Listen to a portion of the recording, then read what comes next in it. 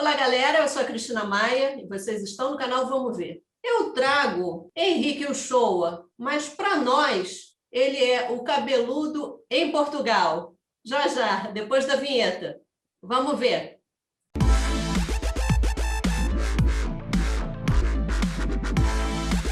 Henrique Uchoa, é um prazer recebê-lo aqui. Para quem não conhece ainda, mas eu acho que nós já temos inscritos em comum. O Henrique, ele é mais conhecido como Cabeludo em Portugal. Ele tem um canal no YouTube aqui, como vocês podem ver. Até eu vou fazer uma pergunta já inicialmente. Henrique, esse fenômeno aí, essa sua cabeleira, aconteceu aqui em Portugal, porque muita gente fala que meu cabelo caiu, estou ficando careca, Cristina, o seu cabelo também cai. Isso aconteceu aqui ou você já trouxe isso do Brasil? Apesar de eu já ser careca, Cristina, muito obrigado. Agradeço imensamente o convite de poder participar do seu canal, até porque eu já assistia há muito tempo desde o Brasil e foi fundamental no meu processo de D7. Mas, respondendo a sua pergunta, eu já era careca, mas não tinha um apelido de cabeludo. É uma brincadeira que a minha sogra sempre perturbou a minha filha, e a minha filha ficava muito irritada, e o áudio que vai na vinheta do meu canal é um áudio que captamos quando uma dessas perturbações que a minha sogra fazia, que meu pai não é cabeludo nada, e por sugestão da minha esposa, eu caí do berço quando era pequeno, aceitei, e criamos um canal chamado Cabeludo em Portugal. Fala um pouquinho da sua trajetória, faz um pouquinho a autoapresentação sua, por gentileza, para todos nós aqui, por favor. Nós morávamos, né, eu, minha esposa, e temos uma filha, como eu falei, em Belém do Pará. Eu era da Força Aérea, eu trabalhava na base aérea de Belém, e minha esposa, piloto de avião. Acabou que nós sabíamos da minha aposentadoria, então 3 anos antes de me aposentar começou todo o planejamento. Para onde vamos? A certeza era que nós iríamos sair do Brasil. Tentamos pesquisar alguma coisa sobre Estados Unidos. Estados Unidos, para morar legalmente, era uma coisa muito difícil, ainda mais na área dela de profissional, só poderia trabalhar por 2 anos lá. E surgiu Portugal, e Portugal pesquisando e assistindo vários canais, várias fontes, inclusive o seu canal, repito, foi super importante no toda a documentação, processo, porque era o canal que informava, e é o único canal que informa sobre isso de uma forma já contínua. Portugal. Então, começou o planejamento. Foram 3 anos planejando, consumindo, e para que chegássemos aqui, esse planejamento foi super válido porque minimizamos bastante qualquer sabor. Vocês são do Rio de Janeiro também, né? Eu sou do Rio, minha esposa é paraense. Minha esposa e minha filha paraense. Agora, Cabeludo, como é que está essa questão lá no Rio de Janeiro, né? Uma cidade tão linda. Eu estive lá em outubro de 2019 e eu realmente fiquei assim, poxa, quando você chega ali no Jardim Botânico, aquela outra parte, fala assim, poxa, como pode uma cidade tão linda estar em mãos tão irresponsáveis, né? Esse setor todo, não estou dizendo agora, né? Eu estou dizendo que isso é um crescente que vem acontecendo já há muito tempo, uma cidade belíssima, uma cidade turística, dá muita pena, não dá? Dá muita pena. Eu acho que esse foi o principal motivo de eu sair do Brasil, porque eu não tenho tempo de vida útil para ver tudo aquilo consertado. Se começar hoje, com qualquer tipo de processo que se ache o ideal, não vai resultar em menos de 20, 30 anos para resolver. Eu acho que não existe cidade, tirando os bairrismos, mais bela no Brasil, que contempla natureza com urbanidade, linda, linda, linda. Então, mas fazer o quê? Eu fugi. Eu, sinceramente, eu fui covarde, se alguns quiserem assim falar, mas eu fugi, porque eu não queria que minha filha vivesse num local que com tudo que a gente está vendo lá. Não adianta a gente tentar tapar o sol com a peneira com a violência extrema, que foi um dos principais motivos de eu sair de lá. Infelizmente, são tantas histórias, né, no Rio de Janeiro. E outro dia, uma amiga minha falou assim, poxa, Cristina, você já fez um balanço aí dos seguidores? Eu falei, não, nunca tive essa curiosidade. Mas se você perceber, o número de cariocas, né, ou então residentes lá no Rio de Janeiro, que estão aqui em Portugal, é tamanho, né, pelos encontros aí que nós fazemos, né? E É muito realmente, grande. todo mundo foge, ninguém quer ficar à mercê. Nós queremos viver e não sobreviver. Acredito que sejamos da mesma geração. Eu cresci com a ideia de que o Brasil é o país do futuro. E olha que eu já Até falei outro dia, né? Cheguei, estou descendo a ladeira do Pelô, já estou aí quase na metade da minha existência e o negócio não muda. Fala um pouquinho aqui da sua vida, o que você faz, você está de bobeira? Como é que está a questão daí do seu canal no YouTube? Canal você sabe que não dá dinheiro para a gente, dá um trabalho, mas tudo bem. E, então, eu não estou de bobeira, eu trabalho aqui, tanto eu faço operação de Forex, né? Eu mexo com moedas, eu faço edição de vídeos para terceiros, eu tomo conta de redes sociais de terceiros e temos uma agência de viagens, onde a minha esposa fica mais tomando conta dessa parte e eu cuido da parte do YouTube, de edição de vídeos, tanto para canais terceiros e conteúdos para as redes sociais de terceiros. E o Forex é onde a gente busca ganhar em euro e estamos buscando outras coisas, outras coisas, outras coisas. A economia daqui são várias coisas que não é acumulada. Eu não pago um IPVA altíssimo, eu não preciso pagar um seguro de automóvel altíssimo, eu não tenho que ter uma escola, um plano de saúde, e são várias coisas que acabam ajudando nesse processo de mudança, mesmo que você vá converter algumas coisas como aluguel, etc. Você tem essa diminuição de gasto em outros lados, que é a questão da segurança. Não adianta eu morar na Barra da Tijuca numa gaiola de ouro, carro blindado. Para mim, isso não faz sentido. Para mim, não faz sentido. Então, para cá, aí teve uma economia e uma qualidade de vida, que isso já é até clichê falar, mas vim pela qualidade de vida e a qualidade de vida é excepcional. Cristina, eu tenho uma fala que eu gosto muito assim. Nós sabíamos já que existia segurança aqui, sabíamos por assistir, por todo mundo falar, mas viver a segurança é uma coisa que eu já não lembrava desde os meus 10 anos de idade. Então, é fantástico, é sensacional. Olha, você fez lembrar de um episódio até curioso. Eu, assim que cheguei aqui, 2018, 2019, alguma coisa assim, eu estava entrando no prédio, estava ali perto da portaria, saindo do meu carro, entrando no prédio, e vi um rapaz com alguma coisa assim na mão. Aí eu falei, já era. Aí comecei a me tremer todinha. Aí quando eu vi, tadinho, ele tirou do bolso, era o telemóvel dele. Eu já pensando que ele ia sacar uma arma. Se isso for coisa, questão de segundos, né? Aí eu falo, gente, caramba. Não que aqui não tenha.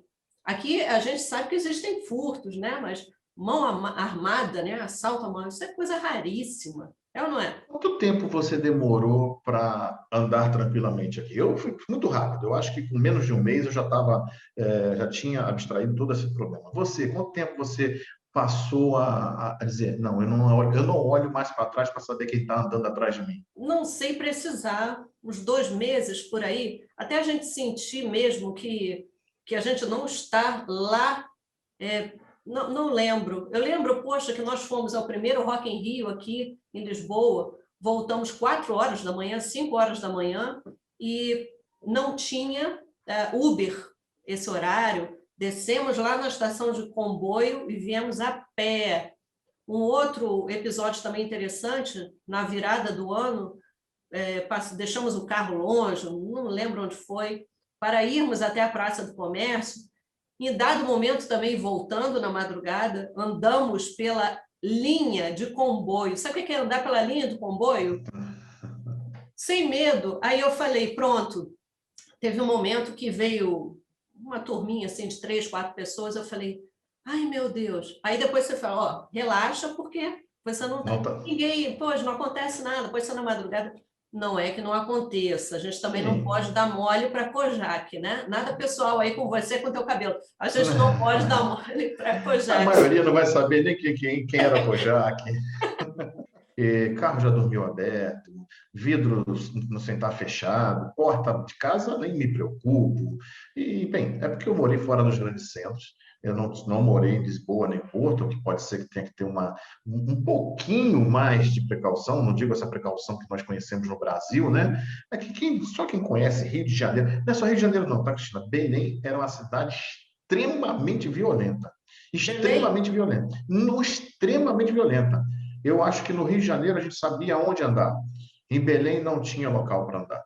Era dentro da própria Vila Militar, onde fosse havia assaltos, havia tudo lá, é danado, é danado. Eu nunca levei minha filha num parquinho, nunca. Ela nunca foi num parquinho no Brasil, não havia condições, não havia condições.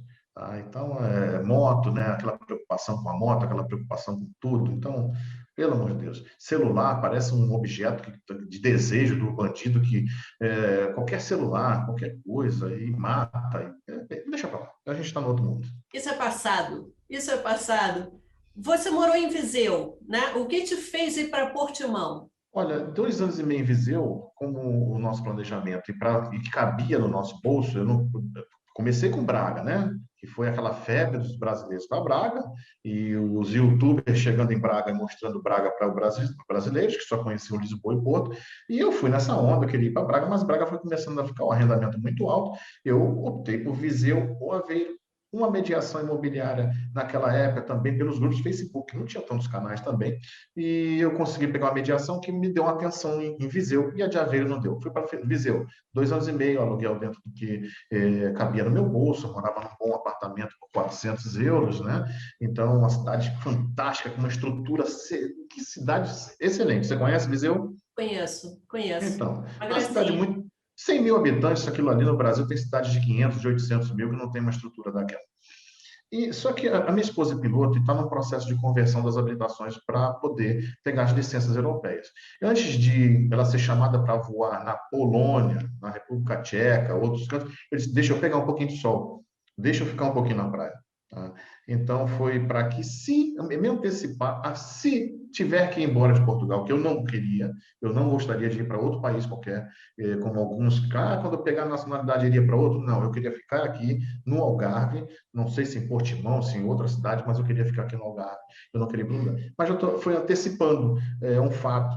Você sentiu muita diferença? Porque Viseu é o norte, para quem não sabe, né? Viseu é norte, o norte é mais chuvoso, mais ventoso, mais frio, contrário aí do Brasil.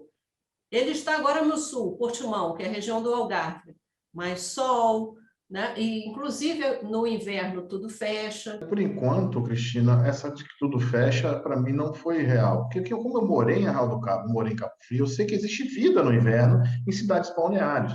Porque não é que não vai ter mais tantas baladas, não vai ter mais tantas coisas, mas ainda assim tem. A cidade tem uma vida própria muito, muito interessante. Aqui é muito mais movimentado que Viseu, só com a população de 55 mil habitantes. Viseu tinha 100 mil. Aqui é muito mais agitado, as coisas são mais corridas,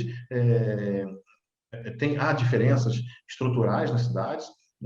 A questão urbana de Portimão não é tão bem tratada quanto é de Viseu. Tá? Asfaltos, faixas de pedestres, trânsito, algumas coisas. Eu senti diferença, nós sentimos que nesse quesito Viseu ganha disparado, e aqui a praia não é praia, é praia, né? Praia, ela por si só é difícil estragar, é difícil.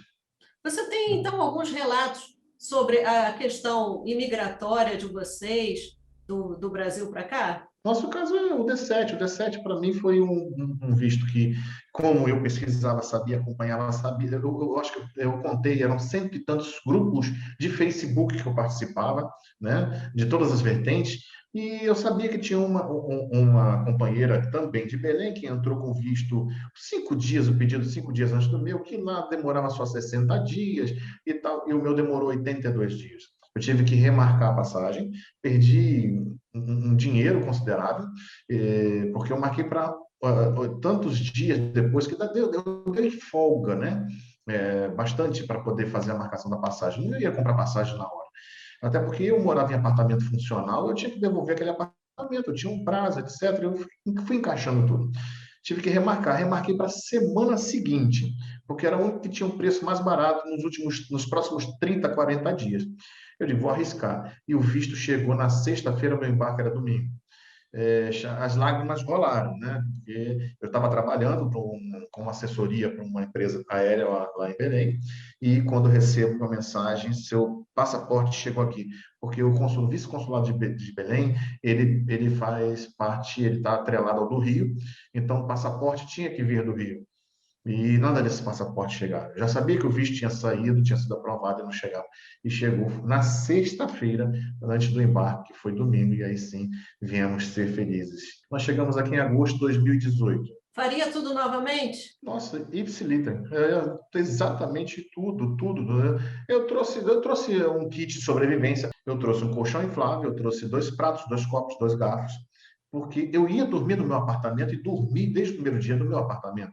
Então, foi ótimo. Então, 2 dias depois chegou uma geladeira, 2 dias, porque eu não queria ficar num hotel, no Airbnb, com 8 malas e uma criança que, à época, tinha cerca de 3 anos de idade. Então, foi o kit de sobrevivência, foi ótimo, checklist na mão, todo ticado, deu tudo certo. Você fez o arrendamento à distância, então você já veio direto para o apartamento que você estava. Direto, já estava com luz ligada, água, gás, estava tudo instalado, então foi muito bom nesse sentido. Naquela época era muito mais fácil em comparado com hoje em dia para a gente pegar o D7, é ou não é? Era diretamente para o Sim, consulado, não tinha tanta exigência assim. Hoje em dia sabemos que tem que ter um montante. eu fico abismado com a falta de padronização, né? Essa falta de padronização é irritante. Portugal é um país maravilhoso, mas alguns órgãos públicos insistem, alguns funcionários, porque um funcionário age de um jeito, outro age de outro, outro analisa de um jeito. E a VSF veio para somar nessa bagunça, porque ela pede o seguro. O seguro, ela bota no e-mail, já escrito, já me mandaram a cópia do e-mail que eles mandam, e o escrito, mas ela está dizendo que eu tenho que ter o seguro. Não, você não tem que ter o seguro. A legislação não te obriga. Ah, mas a VSF está dizendo que eu tenho que ter. Não, ela vende o seguro, ela está dizendo que tem que ter. Então, não pode ser uma pessoa que tem interesse comercial a lidar com isso. Tinha que ser uma empresa que só faça aquilo e não venda nada para poder. Isso aí é péssimo. Já pensou? Ela fica oferecendo o seguro dela que é quase como obrigatório.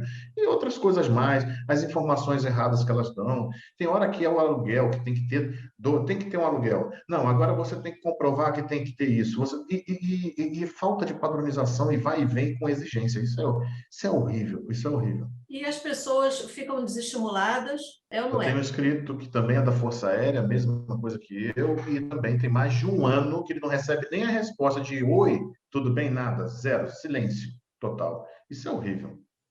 Agora, se uma empresa perde os teus documentos, perde o teu passaporte, como é que fica essa história aí? A quem recorrer? Pois, não, advogado da União, sei lá como é que é isso, né? Poxa, pelo amor de Deus. Para voltar a fazer um outro processo, você precisa de um passaporte, né? E como você vai Sim. tirar outro se você nem sabe em que pé está o seu? Era tudo bem mais fácil. Então, eu afirmo, eu arrisco afirmar, sim, pela experiência que a gente tem de pesquisa, pela interação que a gente tem com os inscritos e com outras pessoas em outros grupos também, que as coisas ficaram mais difíceis, sim, para quem vai pedir o visto do D7. Vai dar trabalho, mas depois vai haver comemoração. Criaram mais obstáculos, mas isso não é para que você pare nesse obstáculo. Continue, persista e venha tomar um café conosco aqui. Fale um pouquinho agora, Cabeludo, das mídias sociais de vocês. Nós temos o canal, nós temos as nossas, o Instagram, e a nossa proposta sempre foi essa de mostrar a beleza da cidade com a nossa experiência, com o nosso padrão de vida, que não pode ser o padrão seu e nem do outro. Então, esse que é o erro das pessoas, achar que vão ter aquela vida que o youtuber está mostrando que tem. Entendeu? Esse que é o grande erro. Mas tem muita informação que dá para pegar e aproveitar para vir melhor e não passar de sabores desnecessários. Henrique, alguma consideração final que você queira deixar aqui para a gente encerrar esse vídeo? Ó, primeiro, não poderia ser diferente, seguir o canal do Vamos Ver, porque o canal do Vamos Ver foi fundamental nesse meu processo, você que é VIP 17, com documentação, é um repositório, eu acho que é o maior repositório que nós temos hoje nesse assunto. Isso aí não é fato, né? E tem, sigam, assistam, se planejem, porque eu me planejei por 3 anos, talvez foi o suficiente, não digo que foi pouco, cheguei sabendo muita coisa, tanto que eu acabei criando o canal por um acidente de percurso, né? É dedicado à comunidade brasileira. Então, isso tudo depois que um brasileiro fez um canal simples, começou a mostrar as belezas da cidade. Então, você pode estar no lugar, em vários lugares, que de repente você vai aproveitar um monte de situação. Então, aproveite, pesquise e venha, e venha. Hoje é o melhor momento? Não sei. Eu fico muito chateado quando eu me bato, dou uma porrada, Cristina, quando fala assim, você fica chamando para mim. Não, eu não fico chamando para mim. Agora, se esquecem que não existe só aquele imigrante que quer entrar como turista e tentar se legalizar. Existem os outros que têm dinheiro, que são aposentados, ou que têm um rendimento próprio, ou que querem empreender, que querem vir. Então, por que eles não podem vir? Porque não tem emprego agora. Eu não vim buscar emprego. Eu não vim buscar emprego. E tem vários que não vêm, porque nós somos 220 milhões lá do outro lado. Desses 220 milhões, tem milhares que se aposentam com situação financeira boa ou que têm dinheiro para empreender aqui e querem sair de uma situação desconfortável como era o nosso Rio de Janeiro. Corroboro com tudo isso que você falou. A gente não coloca arma na cabeça de ninguém para dizer vem, vem, vem, vem, vem, não faz assessoria, não vende documento, não vende nada. O que a gente faz é mostrar o que acontece e a decisão cabe justamente a quem assiste, a quem pretende vir. É o momento certo? A gente não sabe. Eu não sei quanto tem na sua conta bancária, eu não sei quais são as suas pretensões. Muito obrigada, Henrique. Muito obrigado. Eu jamais imaginava que esse dia ia chegar. Minha entrevista com uma ídolo. Muito obrigada pelo seu carinho. Vamos ver! Vamos ver.